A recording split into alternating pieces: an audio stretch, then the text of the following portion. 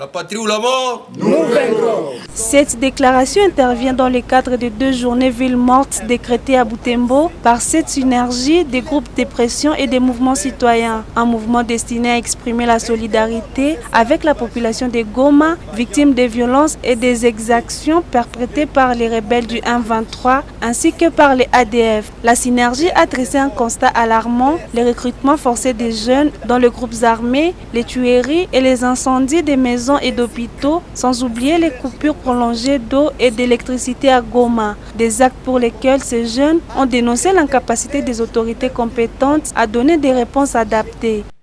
Nous dénonçons fermement l'incapacité des autorités congolaises à protéger les civils, la souveraineté et l'intégrité territoriale de notre pays.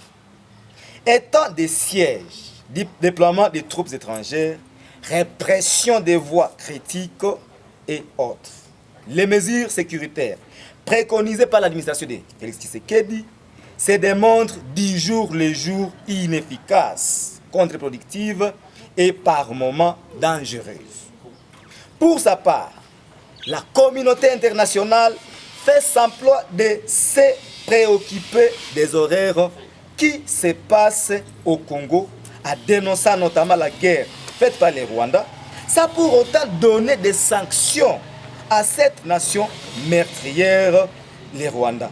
Face à cette situation, les organisations citoyennes ont appelé le gouvernement congolais et la communauté internationale à réagir avec fermeté. Elles rejettent toute idée de négociation avec les M23, estimant que seule une solution militaire peut mettre fin à cette crise. Dans les soucis d'appeler le gouvernement à renforcer les moyens logistiques et encourager les vaillants FARDC Wazalendo qui défendent la terre de nos ancêtres à prix de leur sang. Nous appelons le gouvernement à reprendre les contrôles effectifs de toutes les entités occupées par l'armée rwandaise et les terroristes de M23.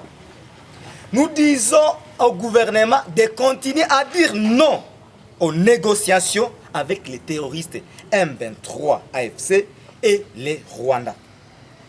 À la communauté internationale de quitter l'hypocrisie, l'inaction et la complicité qui se limitent à la simple condamnation du Rwanda, ça lui infliger les sanctions concrètes. Pire encore, accepte les minerais de sang que les Rwandais pillent à la République démocratique du Congo. Cette mobilisation concerne toutes les couches de la population de Butembo et se poursuivra jusqu'au vendredi 31 janvier. La patrie ou la mort, nous vaincrons.